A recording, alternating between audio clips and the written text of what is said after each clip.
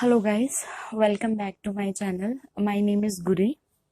So before starting the lecture, students who are watching my video, मैं उनको बोलना चाहूँगी कि लेक्चर स्टार्ट करने से पहले यहाँ पर मैंने कुछ स्टूडेंट्स के लिए नॉट फॉर कुछ स्टूडेंट्स ऑलमोस्ट सभी के लिए जो मेरी वीडियो देख रहे हैं उनके लिए मैंने एक नोट दे रखा है. सो आप ये जस्ट एक बार पढ़ लीजिएगा, देन आप लेक्चर को प्रोसीड कर सकते हैं. एक्चुअली ये नोट मैंने इसलिए रखा है बिकॉज अगर मैं आपको कुछ बातें जो थी वो बताना चाहती थी, सो उसमें जो है बहुत सारा टाइम ज़ाया होगा. So I don't want to waste your time. So मैंने यहाँ पर लिख रखा है, अगर आपका मन किया तो आप इसको पढ़ लीजिएगा. अगर आपको ज़रूरी नहीं लगा देन आप इसको स्किप कर सकते हैं, बट आई वुड सजेस्ट कि आप इसको एक बार देख लीजिएगा. सो या अब हम अपना लेक्चर जो है स्टार्ट करने लगे हैं. वो बच्चे जो मेरी वीडियो पहली बार देख रहे हैं, मैं उनको एक बात बता देना चाहती हूँ कि मैंने जो मॉडर्न हिस्ट्री की सीरीज स्टार्ट की है, इस सीरीज में अभी तक मैं 3-4 लेक्चर्स ऑलरेडी ले चुकी हूँ. ये मेरा आई थिंक थर्ड और फोर्थ लेक्चर है. सो अगर आपने लास्ट वाले लेक्चर्स नहीं देखे हैं, सो आई वुड सजेस्ट कि आप पहले वो लेक्चर्स देख लीजिए, बिकॉज आप अच्छे वे में खुद को कनेक्ट कर पाएंगे आगे के लेक्चर्स के लिए. और अगर फिर भी किसी को स्पेसिफिक किसी इंडिविजुअली टॉपिक पर देखना है, कोई एक स्पेसिफिक टॉपिक को ही देखना है, सो वो ये वीडियो को देख सकता है. बाकी मैंने सभी अपनी वीडियोस के ऊपर थंबनेल्स दिए होते हैं कि वो किस टॉपिक के बारे में है, सो आप वो भी देख सकते हो. बट कोई भी अगर बच्चा जो है वो यूपीएससी की तैयारी कर रहा है या किसी भी स्टेट एग्जाम की तैयारी कर रहा है और उसको अपनी मॉडर्न हिस्ट्री कवर करनी है, सो वो जो है उसको जो ये सीरीज है वो स्टार्टिंग से लेके एंड तक देखनी पड़ेगी. और इसमें मेरे टोटल 70 to 80 लेक्चर्स होंगे, राइट. सो अभी तक जो है मैं आपको एक बार बता देती हूँ कि मैंने अपने लास्ट लेक्चर्स में अभी तक जो है वो लेटर मुगल एम्पायर के बारे में बात की थी. वो इसलिए की थी बिकॉज वैसे तो मॉडर्न इंडिया जो है वो ब्रिटिशर्स के अराइवल से या यूरोपियन के अराइवल से मैं कहूँ तो स्टार्ट हो जाती है, लेकिन उसके बैकग्राउंड में भी कुछ ऐसी चीज़ें हैं जो हमारे लिए जानना ज़रूरी है. क्योंकि अगर मैं सीधा वहाँ से स्टार्ट करूँगी आपको नहीं पता लगेगा. अगर जो बैकग्राउंड में जो चीज़ें रही हैं उनका अगर वहाँ पर नाम आ गया, तो इसीलिए मैं आपको अच्छे से कनेक्ट करवाने के लिए पहले जो बैकग्राउंड में चीज़ें हैं वो आपको बताऊंगी कि लेटर मुगल एम्पायर जो था वो उसमें रूलर्स कैसे थे, जो मैं बता चुकी हूँ. फिर हमने ये भी देखा fall of the Mughal empire कि मुगल एम्पायर जो था वो डिक्लाइन कैसे हुआ, इसको भी हम डिस्कस कर चुके हैं. देन उसके बाद हम जो है पढ़ेंगे राइज ऑफ रीजनल स्टेट्स के बारे में. ये जो टॉपिक है ये मैंने आज से स्टार्ट किया है. सो बहुत सारी रीजनल स्टेट्स जो थी वो मुगल के डिक्लाइन के बाद जो थी वो एमर्ज हुई थी. So we gonna study about those regional states, right. So हम चैप्टर स्टार्ट करते हैं. सो आप यहाँ पर एक बार देख लीजिएगा, ये मुगल एम्पायर की पिक्चर है. इसमें आप देख सकते हो कि औरंगजेब के टाइम तक जो मुगल एम्पायर था वो अपनी जेनिथ पर था. ऑलमोस्ट पूरा Indian subcontinent except some part of southern India और अफगानिस्तान तक भी आप देखोगे कि मुगल एम्पायर जो था वो उन्होंने एस्टेब्लिश किया हुआ था, राइट. देन हम बात करते हैं रीजनल स्टेट्स की. रीजनल स्टेट्स के बारे में स्टडी करने से पहले मैं आपको बता देती हूँ, वैसे तो मैंने अपनी वीडियो के अंदर सभी जो रीजनल स्टेट्स हैं उनकी इंडिविजुअली लोकेशन दे रखी है मैप पर. मैंने मैप जो है वो यहाँ पर पेस्ट किए हैं अपनी पीपीटीज में. बट अगर किसी को एक ही जगह पर सभी रीजनल स्टेट्स जो हैं एक ही मैप में देखने हैं, सो उसके लिए मैं आपको बता देती हूँ. आप इंटरनेट पर अगर सर्च करोगे कि polity fragmentation during mid of the 18th century in India, तो वहां पर आपको एक पिक्चर निकल कर आएगी. वो थोड़ी कलरफुल पिक्चर है, उसमें आपको जाट्स, अवध का एरिया जो था, बंगाल का जो एरिया था, हैदराबाद का जो एरिया था, मराठास का जो एरिया था, उसके बारे में आपको एक ही मैप में दिखाया गया है. वो वैसे मैप मैंने यहाँ पर इसलिए ऐड नहीं किया बिकॉज कॉपीराइट इशू जो था वो हो सकता था, सो दैट्स वाई. बट अगर आपको इंडिविजुअली सभी की लोकेशन देखनी है, for that you don't need to worry, वो मैंने ऑलरेडी यहाँ पर ऐड कर रखे हैं. सो यहाँ पर आप देख सकते हो ये वाला जो एरिया है, I will show you.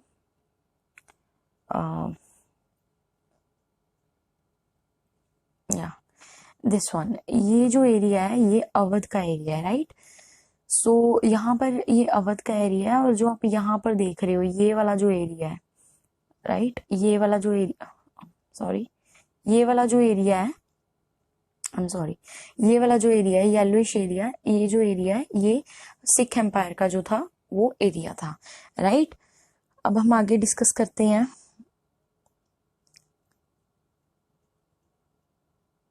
Rise of regional states के बारे में। तो बहुत सारे जो रीजनल स्टेट्स थी वो इमर्ज हुई थी after the decline of Mughal empire, because बहुत सारे जो प्रोविंशनल गवर्नर्स थे उन्होंने रिवोल्ट किया था, बहुत सारे रीजनल किंगडम जो थे वो इमर्ज हुए थे, like Marathas, Bengal, Awadh, Hyderabad and Mysore. So Mughal empire जो था वो अब सिर्फ नाम का एम्पायर रह चुका था, वो जस्ट एक सिंबॉलिक अथॉरिटी रह चुकी थी।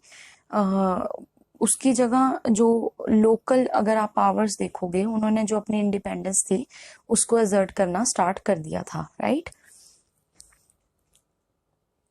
सो इसको पढ़ने से पहले जो रीजनल स्टेट्स हैं हम देखेंगे कि ये 3 कैटेगरीज में डिवाइड थी, लेकिन इसको पढ़ने से पहले I just want to tell you something. देखो मॉडर्न इंडिया जो है ना, इट्स लाइक अ मूवी। आपने देखा होगा कि अक्सर मूवी में एक विलन होता है, एक हीरो होता है, राइट। बट जो मॉडर्न इंडिया है इसमें आपको बहुत सारे हीरोज देखने को मिलेंगे। कोई ऐसा हीरो है जिसने अपने हाथ में लाठी पकड़ी हुई है, कोई ऐसा हीरो है जिसके हाथ में आपको लॉ बुक दिखेगी, कोई ऐसा हीरो दिखेगा जिसने अपनी आर्मी बना रखी है। So there are many heroes in it, but जो आपको विलन दिखेंगे वो सिर्फ एक ही दिखेगा, और वो कौन है? Britishers, right. सो जब ब्रिटिशर्स यहाँ पर आए थे तो उन्होंने 2 फ्रंट पर वॉर की थी। एक तो उन्होंने जो बाकी यूरोपियन पावर थी, लाइक आपने देखा होगा कि सिर्फ ब्रिटिशर्स ही नहीं आए थे, उसके साथ फ्रांसीसी लोग जो थे वो आए थे, डच पीपल आए थे, पोर्चुगीज आए थे, जिनके बारे में हम आगे पढ़ेंगे भी। तो उनके साथ तो ब्रिटिशर्स की लड़ाई थी ही, लेकिन उसके साथ इंडियन किंगडम्स जो थे उनके साथ भी, इंडियन रूलर्स के साथ भी उनकी जो थी वॉर्स हुई थी, राइट। सो जब मुगल एम्पायर वीक पड़ा तो इंडियन सब कॉन्टिनेंट जो था वो बहुत सारे वेरियस पार्ट्स में जो था वो डिवाइड हो गया था, राइट। मराठास, सिख, राजपूत, जाट्स, अवध, निजाम, मैसूर का किंगडम जो था, right, under Hyder Ali and Tipu Sultan, ये जो किंगडम्स थे ये इमर्ज हुए थे, राइट। सो ये पूरी जो डिवीजन थी इंडिया की, जो इंडिया वेरियस पार्ट्स में डिवाइड हो गया था, इसी को हम बोलते हैं rise of regional states, right.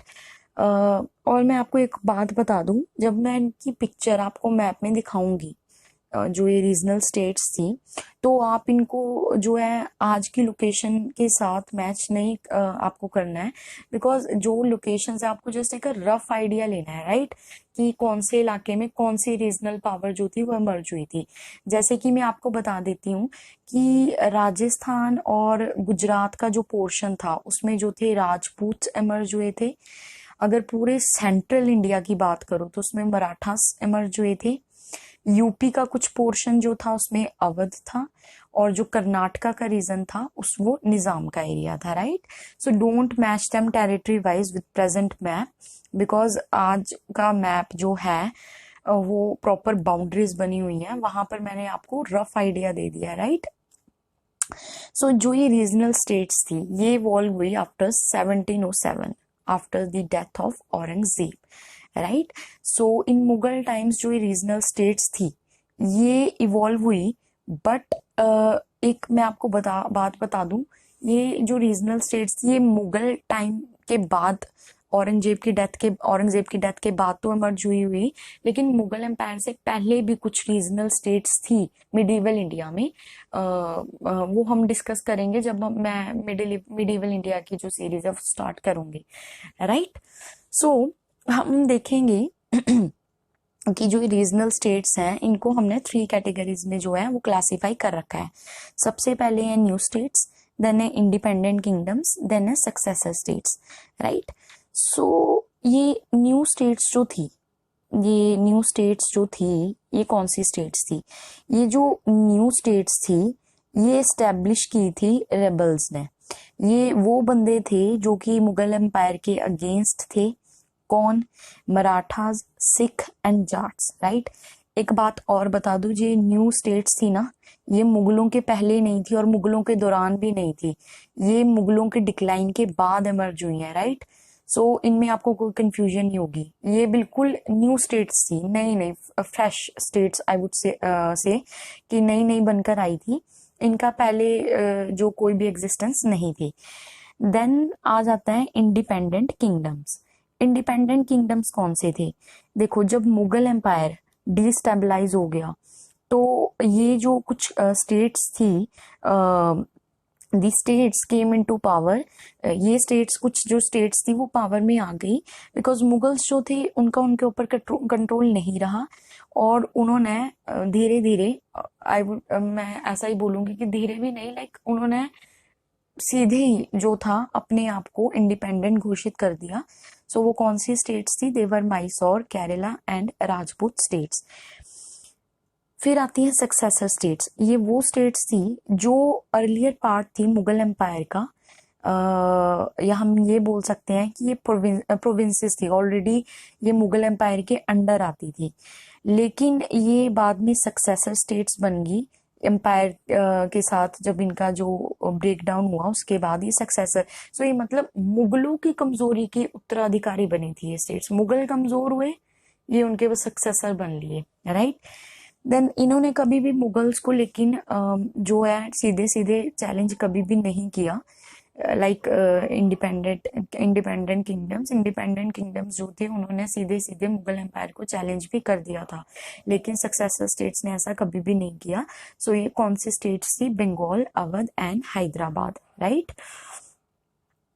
So मैं इसको इरेज कर देती हूँ, अगर आपको पढ़ना हुआ तो आप पढ़ सकते हो, राइट। सो हम आगे चलते हैं। सो ये successor states Bengal, Awadh and Hyderabad के बारे में हम स्टडी करेंगे। देन फिर हम इंडिपेंडेंट स्टेट किंगडम्स के बारे में बात करेंगे, and then last new states के बारे में बात करेंगे।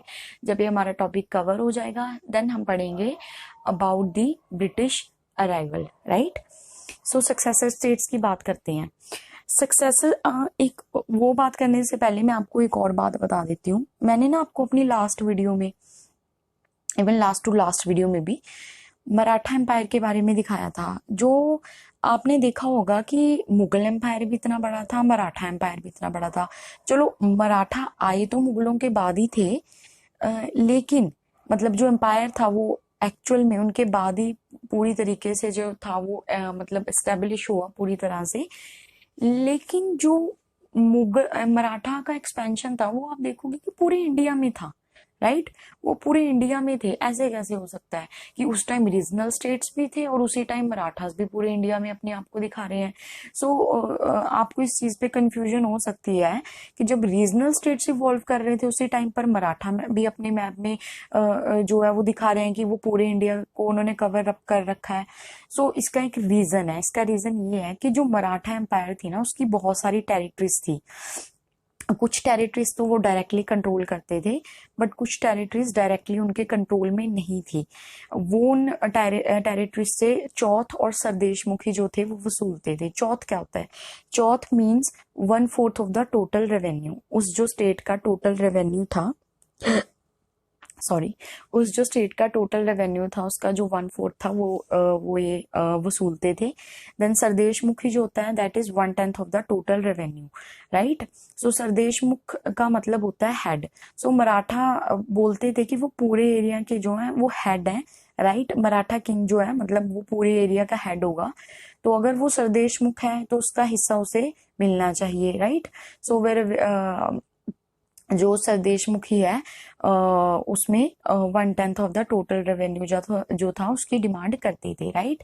सो अब जिन एरिया से वे चौथ वगैरह वसूल करते थे, राइट, और सरदेशमुखी उनको जो है वो एरिया को अपना बताते थे, वो एरिया उनको बिलोंग करता था फिर, राइट।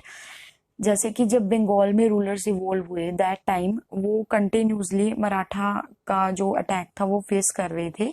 सो एट लास्ट उन्होंने एग्रीमेंट कर लिया मराठास के साथ और उनको मना लिया कि वो चौथ देने के लिए तैयार हैं। फाइनली जो मराठास थे, राइट, वो कन्विंस्ड हो गए और उन्होंने कहा कि हम जो हैं वो अटैक नहीं करेंगे आपके ऊपर, बट अब मराठे जो हैं वहां से सरदेश मुख तो ले रहे हैं, चौथ तो ले रहे हैं, सो ऑब्वियस है कि वो उसको अपने मैप में दिखाएंगे, राइट। सो ये जो चीजें थी वो इसलिए उन्होंने अपने मैप में दिखाई हैं, राइट। अच्छा, कुछ एरियाज ऐसे भी थे जो उनके अंडर नहीं थे। वो कौन से थे? सेंट्रल सीट जो थी दिल्ली की और पानीपत की, और कुछ एरिया जो था हैदराबाद का, लाइक एरिया ऑफ निजाम जो था हैदराबाद का, वो भी उनके उसमें नहीं था, अंडर में नहीं था। बट एट द एंड जो दिल्ली थी उसने भी मराठास की सिक्योरिटी एक्सेप्ट कर ली थी इन रिटर्न ऑफ ट्रिब्यूट, कि उसके बदले वो उनको क्या देंगे? ट्रिब्यूट देंगे, और मराठास जो है इनको क्या देंगे? सिक्योरिटी देंगे। सो बंगाल स्टार्ट करने से पहले आपको ना ये न्यू स्टेट्स और इंडिपेंडेंट किंगडम्स और सक्सेसर स्टेट्स के बारे में मैंने यहाँ से तो पढ़ दिया है, लेकिन इतना इजी नहीं है। आपको इनके बारे में ना सबसे पहले जानना होगा बेसिक चीजें।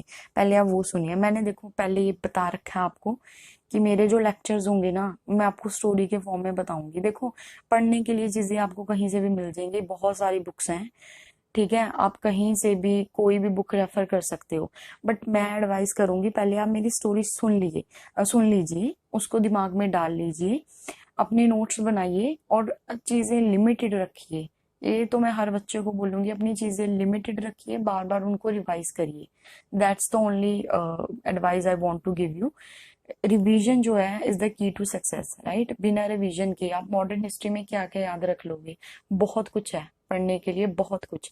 सो लिमिटेड सोर्सेज रखिए, बार बार रिवाइज कीजिए, और पहले एक बार चीजों को सुन लीजिए। ऐसे नहीं कि पहली बार में ही रट्टा मारने लग जाओ, इतनी जल्दी नहीं होगा। पहले एक बार सुन लीजिए ध्यान से, राइट। सबसे पहले हम ना सक्सेसर स्टेट्स के बारे में देखते हैं। जो सक्सेसर स्टेट थे ना, ये पहले तो इन्होंने जो थी ऑटोनॉमी अवेल की, और देन जो ये थे फ्री बन गए, बट इन्होंने डायरेक्टली जो था मुगल एम्पायर को कभी भी कन्फ्रंट नहीं किया। जो इंडिपेंडेंट स्टेट्स थे ये ऑलरेडी ऑटोनॉमस थे। उन्होंने जो अपने आप को इंडिपेंडेंट जो था डिक्लेयर कर दिया, और अगर जरूरत पड़ी तो इन्होंने मुगल एम्पायर के साथ कन्फ्रंट भी किया, राइट। अब आप खुद सोचिए, लाइक अगर मुगल पावर स्ट्रॉन्ग नहीं होंगे, राइट, जो कि वो नहीं भी थे, जो लेटर मुगल्स थे वो इतने स्ट्रॉन्ग नहीं थे। मुगल जो है अगर स्ट्रॉन्ग नहीं थे तो ऑब्वियस है जो एरियाज उनके अंडर थे पहले, राइट, वो अब कम होते जाएंगे, बिकॉज हर कोई जो है अपनी इंडिपेंडेंस असर्ट करेगा। तो जो एरिया थे ना मुगल्स के आसपास के, वहां पर ना एक मतलब लाइक जो ये आपके सॉरी जो ये आपके रीजनल स्टेट्स थी अपने आप को एजर्ट करने लग गई थी। जो मुगल पावर थी पहले तो वो स्ट्रॉन्ग थी, राइट। जब लेटर पीरियड में मुगल एरिया कॉन्ट्रैक्ट हुआ तो उसके आसपास का जो एरिया था उसमें पावर वैक्यूम क्रिएट हो गया, राइट। और आपको पता है कि जो पावर वैक्यूम है वो ज्यादा देर तक तो रहेगा नहीं, राइट। वो भी एक ना एक दिन भरना है। सो जब मुगल पावर डिक्लाइन हुई तो जो आसपास के सराउंडेड एरिया थे, राइट, वो पावर वैक्यूम क्रिएट होने की वजह से उन्होंने इस चीज का फायदा उठाया, राइट, और उन्होंने अपने आप को ना और ज्यादा ऑटोनॉमस जो था बनाना शुरू कर दिया। उन्होंने एकदम नहीं कहा कि हम आजाद हो गए हैं, मुगल एम्पायर अब कुछ भी नहीं है, हम आपकी नहीं सुनेंगे। बट बात ये थी कि उन्होंने देख लिया था कि हाँ मुगल एम्पायर तो वीक होता जा रहा है। सो इस चीज का वो फायदा उठा के धीरे धीरे ग्रेजुअली जो थे अपने आप को क्या बना रहे थे? ऑटोनॉमस बना रहे थे, राइट। सो उन्होंने जो था ऑटोनॉमी फील करनी शुरू कर दी। कहने को तो वो मुगल रूल के अंडर थे, क्योंकि मुगल किंग जो था वो वीक था, और उसका जो जोर था वो इतना नहीं था कि वो इनके ऊपर कोई प्रभाव डाल सके। सो वो जो लोकल एरिया के लॉर्ड्स थे, गवर्नर्स थे, उन्होंने फील किया अपने आप को एज एन ऑटोनॉमस, राइट। सो इस तरह से उन्होंने अपनी जो ऑटोनॉमी थी वो अवेल की। जो सक्सेसर स्टेट्स है ना, इनके बारे में अगर आपको याद रखना है तो आप ये बात याद रखिएगा कि पहले वो ऑटोनॉमस बनते गए, राइट। वैसे तो जो ये रीजनल स्टेट्स थे, वैसे तो ये मोर और लेस अपने पास अथॉरिटी रखते थे, इनकी खुद की भी आर्मी होती थी जो ये कई बार किंग को असिस्ट करने के लिए भी भेजते थे। वो रेवेन्यू भी कलेक्ट करते थे और फिर रेवेन्यू का कुछ पार्ट किंग को भी देते थे। लेकिन जब किंग वीक हुआ, राइट, तो इन्होंने धीरे धीरे जो ट्रिब्यूट था वो भी देना कम कर दिया। जो सक्सेसर स्टेट्स थी ना, ये मैंने आपको बताया था कि मुगलों की कमजोरी का इन्होंने फायदा उठाया और अपने आप को ऑटोनॉमस बनाना शुरू कर दिया। जब मुगल्स जो थे वीक हो रहे थे तो गवर्नर्स ऑटोनॉमस हो रहे थे, राइट। बहुत सारे उनके पास राइट्स आ रहे थे, लेकिन डायरेक्टली इन्होंने उनके साथ कन्फ्रंट नहीं किया। ट्रिब्यूट दे देते थे, कई बार उनको बोल भी देते थे कि हम इतना ट्रिब्यूट देंगे, बट आप हमारे जो इंटरनल अफेयर्स हैं उनमें इंटरवीन मत कीजिएगा। हम आपको एज अ अथॉरिटी जो है, मेन अथॉरिटी मानते हैं, लेकिन आपको जो है हमारे जो इंटरनल मैटर्स हैं उनमें इंटरफेयर नहीं करना है, राइट। सो सक्सेसर स्टेट्स के बारे में पता लग गया कि पहले इन्होंने क्या की, धीरे धीरे ऑटोनॉमी अवेल की। इन्होंने कभी डायरेक्टली मुगल्स को कन्फ्रंट नहीं किया, राइट। ये चीज बस ये याद रखनी है। ये हो गया सक्सेसर स्टेट, राइट। हाँ, एक टाइम ऐसा भी आया कि सक्सेसर स्टेट्स ट्रिब्यूट देते रहे, लेकिन एक टाइम फिर बाद में ऐसा भी आ गया कि इन्होंने भी फिर बंद कर दिया, राइट। जब ट्रिब्यूट बंद किया तब इनका कन्फ्रंटेशन नहीं हुआ, क्योंकि तब तक ये ऑटोनॉमस हो चुके थे, राइट।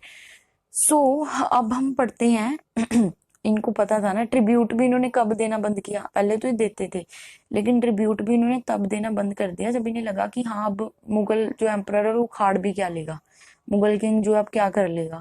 सो तभी इन्होंने ट्रिब्यूट देना बंद किया। देन इंडिपेंडेंट किंगडम्स के बारे में याद रखना है। जो सक्सेसर स्टेट्स थे, बंगाल, अवध वगैरह, राइट। बंगाल हो गया, अवध हो गया, हैदराबाद, ये ना पहले मुगल के अंडर हुआ करते थे, राइट। यहाँ पर ना मुगलों का पहले बहुत ही ज्यादा स्ट्रॉन्ग होल्ड हुआ करता था। तो इन्होंने जो अपनी शुरुआत थी वो ऑटोनॉमी से की, राइट। ऑटोनॉमी की डिमांड की, फिर और ऑटोनॉमी मांगी, फिर ट्रिब्यूट दिया, फिर वो देना कम कर दिया, कम के बाद फिर बंद कर दिया। सो ये ग्रेजुअली जो थे ना, ये ऑटोनॉमस होते गए और इवेंचुअली जो थे इंडिपेंडेंट हो गए। लेकिन इंडिपेंडेंट किंगडम्स की अगर बात करें, ये पहले से ही अपने पास जो थी ऑटोनॉमी रखते थे। मुगलों का ऑलरेडी इन पे इतना ज्यादा प्रभाव नहीं था, तो लेकिन फिर बाद में इन्होंने ना डायरेक्टली बोल दिया कि अब हम आजाद हैं, राइट। अब आपको जो करना है कर लो, ना तो हम आपको ट्रिब्यूट देंगे, आप हमारे मैटर्स में इंटरवीन भी नहीं करोगे, और उन्होंने ये भी कहा कि अगर आपको लड़ना है तो फिर आप आ जाइए, राइट। सो इन्होंने डायरेक्टली कन्फ्रंट कर दिया, ठीक है। सो ये था इंडिपेंडेंट किंगडम्स के बारे में, राइट। बट अब हम पढ़ते हैं न्यू स्टेट्स के बारे में। न्यू स्टेट्स के देखो, हमेशा ना बच्चों को कंफ्यूजन होती है न्यू स्टेट्स में, नहीं, इंडिपेंडेंट किंगडम्स में और सक्सेसर स्टेट्स में ऑलमोस्ट सेम सेम लगता है, बट अभी मैंने बता दिया है ना, इसको याद रखना। न्यू स्टेट्स के बारे में इतना ज्यादा किसी को, इतना ज्यादा क्या, बिल्कुल भी डिफिकल्टी नहीं होगी, क्योंकि न्यू बने थे, ये पहले से नहीं थे। सक्सेसर स्टेट्स और इंडिपेंडेंट किंगडम्स जो थे वो ऑलरेडी एग्जिस्टेंट में थे। वो तब भी थे जब मुगल थे, राइट। जब मुगल थे वो तब भी थे, बट न्यू स्टेट्स जब मुगल थे तब नहीं थे, उससे पहले नहीं थे। ये जो है बाद में बने हैं। सो ये पहले से नहीं थे, ये धीरे धीरे इनका जन्म हुआ है, राइट। हिस्टोरिकली इनकी कोई प्रेजेंस नहीं थी। जैसे कि मराठा अंपायर में हमने देखा कि कैसे जो शाहजी हैं वो अहमदनगर से स्टार्ट करते हैं, राइट, मराठा एम्पायर को। देन शिवाजी आते हैं, वो बीजापुर से स्टार्ट करते हैं, राइट।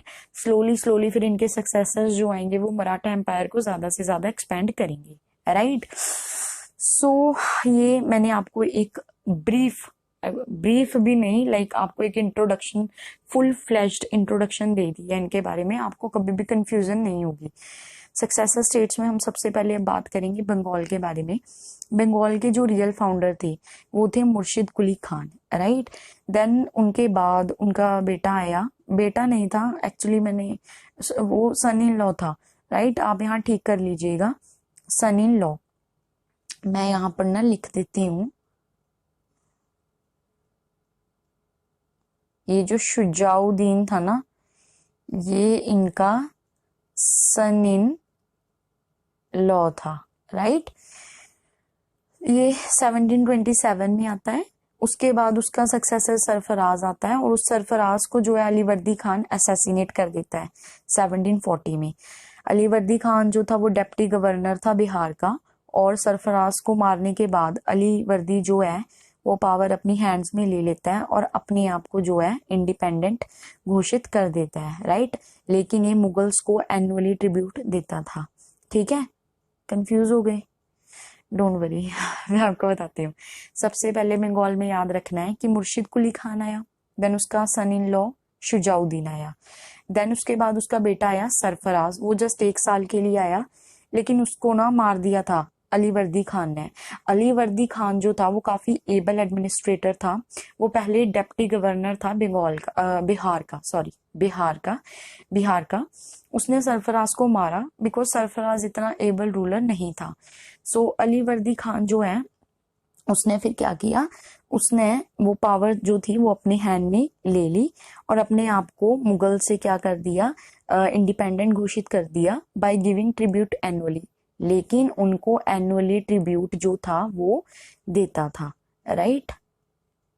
यहाँ मैं एक बार इसको क्लियर कर देती हूँ।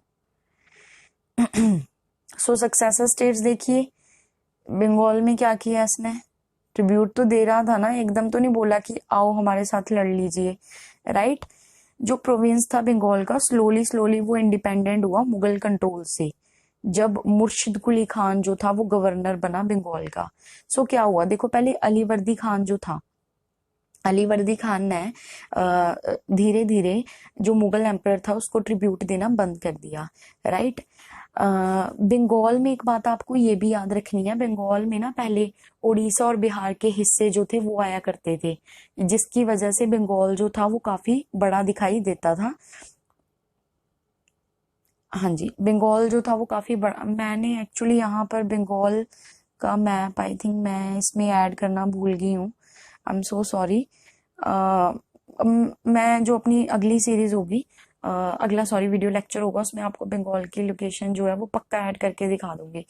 जो बंगाल था ना उसमें उड़ीसा और बिहार के हिस्से आया करते थे, जो दिखाते थे कि आपको बंगाल जो है बहुत बड़ा लगेगा, राइट। प्रेजेंट बंगाल से, आज का तो सिर्फ वेस्ट बंगाल रह गया, लेकिन पुराने जो बंगाल था उसमें जो था उड़ीसा और बिहार का पार्ट भी आता था, राइट। वो इसलिए बहुत बड़ा दिखाई देता था। देन हम बात कर रहे थे मुर्शिद कुली खान की, राइट। मुर्शिद कुली खान जो है वो उसको ना दीवान बना दिया जाता है बंगाल का। कौन बनाता है? औरंगजेब बनाता है, right. So he was made diwan, right.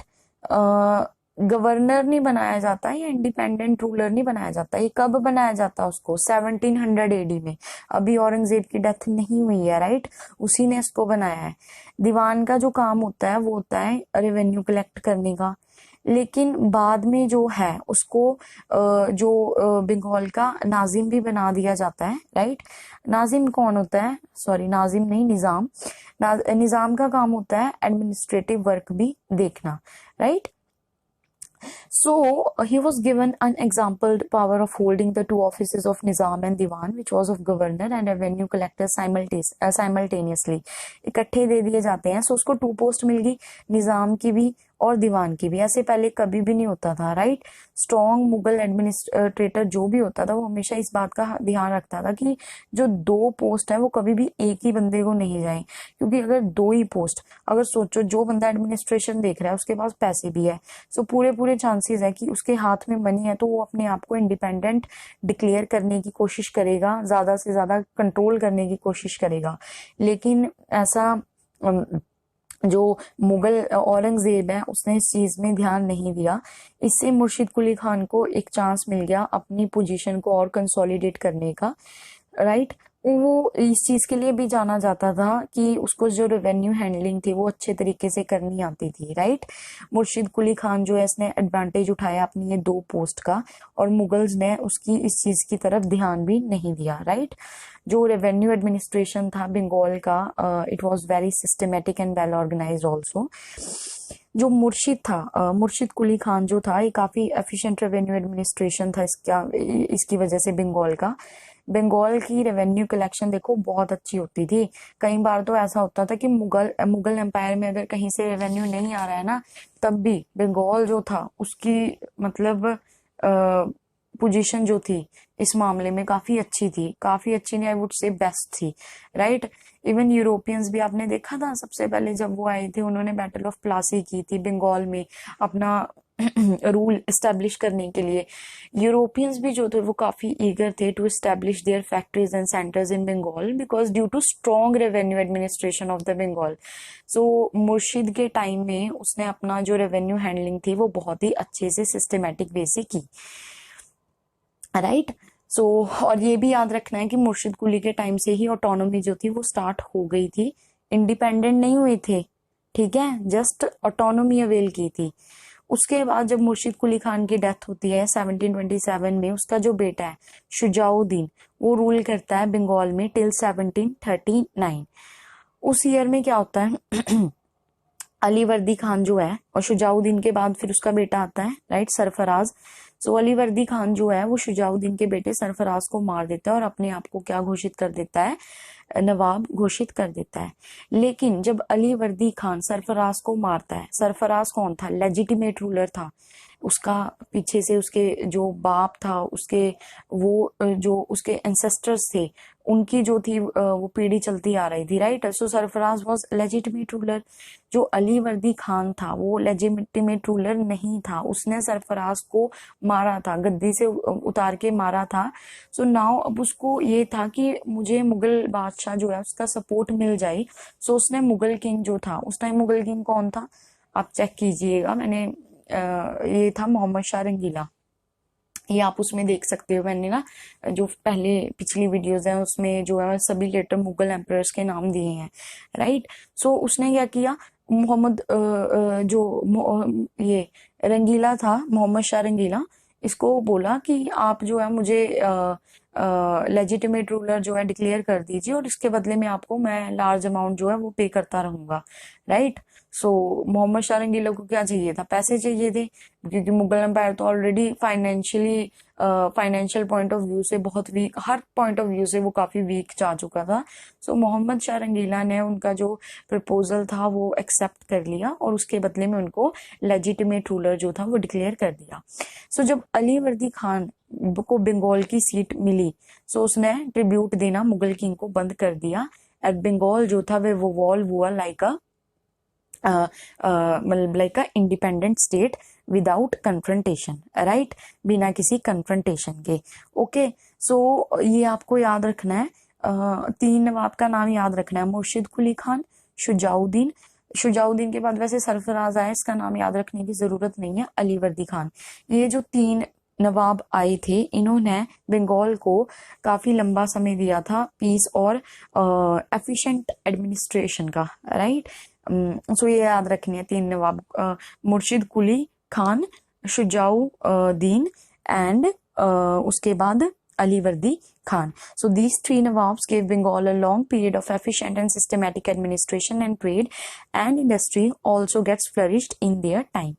So Alivardi के रेन में जो है मुगल के साथ जो टाइज थे वो वर्चुअली क्या हो गए, टूट गए। अब अलीवर्दी खान जो था, लेकिन उसको एक मेजर प्रॉब्लम जो फेस करनी पड़ रही थी वो थी फ्रॉम दी मराठास, राइट। सो मराठास जो थे उनका मेन जो सोर्स ऑफ इनकम था वो था रॉबरी।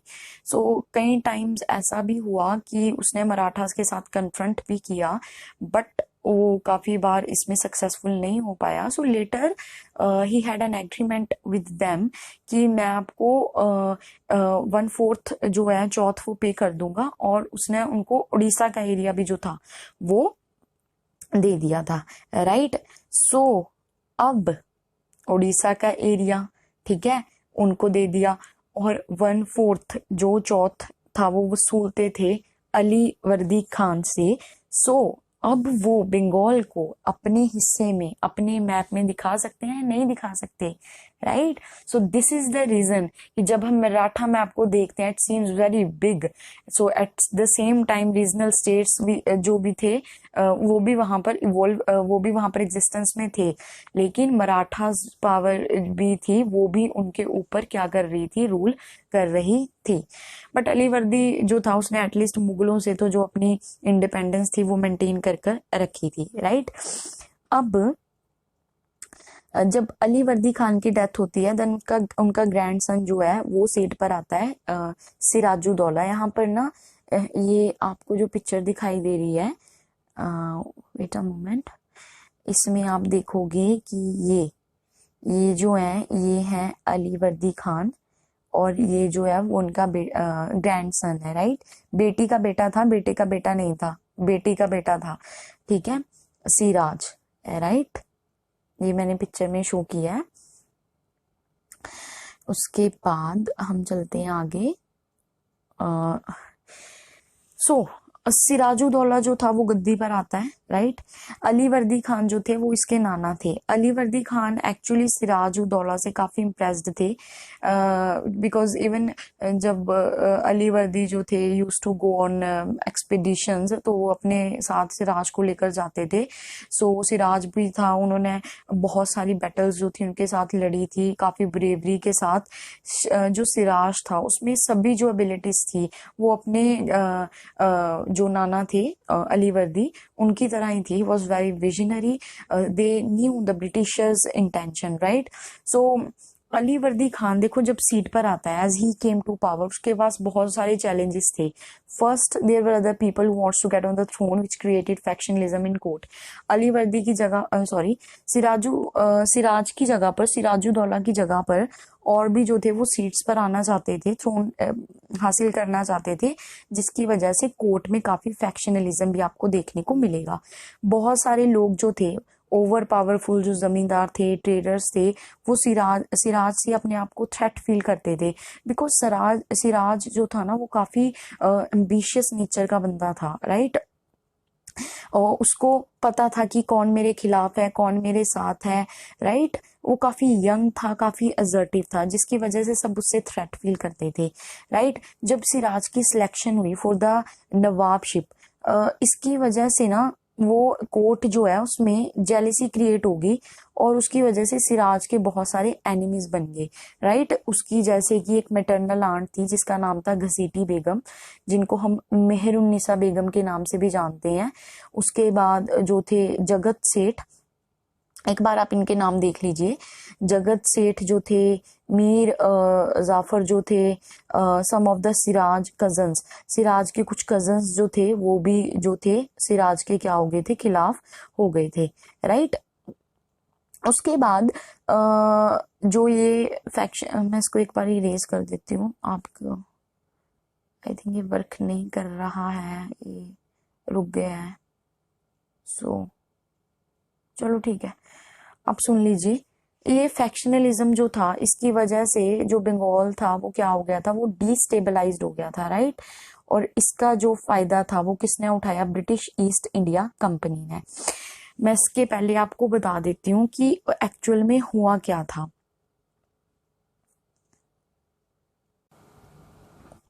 हाँ जी, आई थिंक ये स्लाइड जो है बीच में रुक गई है, लैपटॉप में कोई प्रॉब्लम आ गई है, हैंग हो गया लेक्चर। सो बट आगे की इसकी स्लाइड्स जो हैं वो नहीं है, ये यहीं तक ही था, राइट। सो डोंट वरी, अगर आगे कोई स्लाइड होगी भी तो वो मैं अगले लेक्चर में ऐड कर दूंगी। लेकिन आप यहाँ से एक स्टोरी सुन लीजिए आपको, ताकि ये जो लाइन है ना, Siraj selection for nawabship created jealousy and attracted many enemies, जिनके मैंने अभी नाम बताए, ये कौन थे। देखो सिराज जो था ना, जब वो सीट पर बैठा तो उसको ना काफी कन्फ्रंटेशन जो था वो फेस करना पड़ा। उसकी ना 3 मौसियां थी, राइट। एक उसकी मैटरनल आंट थी, वो थी घसीटी बेगम, राइट। जो घसीटी बेगम थी उसके साथ जो था उसका पंगा पड़ रहा था सिराज का। सो जो घसीटी बेगम थी वो उसके खिलाफ थी। सो उसके साथ जो सिराज था वो लगातार कन्फ्रंटेशन में था। देन उसकी एक मौसी और थी, राइट। उसकी जो एक मौसी थी उसका बेटा था शौकत जंग, राइट। सो वो दूसरी मौसी से तो उसको कोई कन्फ्रंटेशन नहीं था, बट उसका जो बेटा था शौकत जंग, वो जो था वो इसके खिलाफ जो था वो कन्फ्रंट कर रहा था। सिराज जो था उसने अपनी जो एक मौसी थी घसीटी बेगम, उसको तो जो था कन्विंस कर लिया था। और मैंने यहाँ 3 मौसियां बोली हैं, 2 मौसियां थी, राइट। सो एक जो घसीटी बेगम थी उसको तो सिराज ने कन्विंस कर लिया, ठीक है, और उसको अपने सपोर्ट में ले लिया। लेकिन उसकी जो एक और मौसी थी, उसका जो बेटा था शौकत जंग, वो जो था वो सिराज के साथ अच्छे तरीके से नेगोशिएट नहीं कर पाया। तो इस वजह से सिराज जो था उसने शौकत जंग जो था उसको मार दिया। अब जो बहुत सारे नोबल्स थे जो कि अलग अलग खेमे को सपोर्ट कर रहे थे, अब सिराज ने तो सबको मार दिया। घसीटी बेगम थी उसको अपने घसीटी जो बेगम थी उसको अपना सपोर्टर बना लिया, उसको कन्विंस कर लिया। शौकत जंग जो था उसको मार दिया। अब ये नोबल्स कहाँ जाएंगे, बिकॉज नोबल्स ना पहले अलग अलग लोग खेमों को इसलिए सपोर्ट करते थे क्योंकि उन्हें पता था कि अगर हमारे जो सिलेक्ट किए हुए कैंडिडेट है उसको अगर सीट मिल गई तो सॉरी, अगर वो चुना गया तो हमें भी जो है वो कोर्ट में बहुत ही हाई पोस्ट मिल जाएगी। सो अब तो कोई बचा नहीं था। सो जो नोबल थे वो भाग गए, ब्रिटिशर्स के पास आ गए, राइट। सो जो अब हम देखेंगे कि जो ईस्ट इंडिया कंपनी है उसने इस चीज का फायदा उठाया, क्योंकि सिराज की जब कन्फ्रंटेशन चल रही थी घसीटी बेगम के साथ और उसकी जो दूसरी मौसी का बेटा है शौकत जंग के साथ, इसी चीज का फायदा ब्रिटिशर्स ने उठाया। और बैटल ऑफ प्लासी जो होती है सिराज और ब्रिटिशर्स के बीच। और मैं आपको ये भी बता दूं, वैसे तो बैटल ऑफ प्लासी के बहुत सारे रीजंस थे, बट उनमें से एक रीजन ये भी था कि जो ये नोबल्स भाग गए थे ना, ब्रिटिशर्स के पास चले गए थे, और ब्रिटिशर्स जो थे वो इनको शरण दे रहे थे, राइट। सो ब्रिटिशर्स से इनको शरण मिल रही थी, इस वजह से भी सिराज जो था वो काफी गुस्सा था, इसलिए जो है बैटल ऑफ प्लासी फिर जो है हमें देखने को मिलती है। अब देखिए मैंने आपको सक्सेसर्स स्टेट में, अभी सक्सेसर स्टेट में हमने कौन सी स्टेट को डिस्कस कर लिया है, हाँ जी, हमने बंगाल के बारे में डिस्कस कर लिया है। अब हमें कवर अप करना है हैदराबाद एंड अवध के बारे में। वो हम जो है वो छोटे छोटे से टॉपिक है, वो हम जो है अगले लेक्चर में डिस्कस करेंगे, राइट। सो मैं एक बार आपको बोल देती हूँ कि जो भी मैंने चीजें करवाई हैं आप एक बार इनके रिवीजन जरूर ले लीजिएगा। ये जो स्लाइड है वो हैंग हो चुकी है, डोंट वरी, मैं अगले लेक्चर में इसको ऐड कर दूंगी, इसमें आपको चिंता करने की कोई जरूरत नहीं है। वैसे तो ये स्लाइड यहीं पर खत्म हो रही है, सो सॉरी फॉर दैट। और हाँ जी, बस आज का जो लेक्चर है ये यहीं पर खत्म होता है। Thank you so much, and I hope कि आप मेरे लेक्चर को लाइक भी करेंगे and you will subscribe to my channel also. So good bye, take care, have a nice day.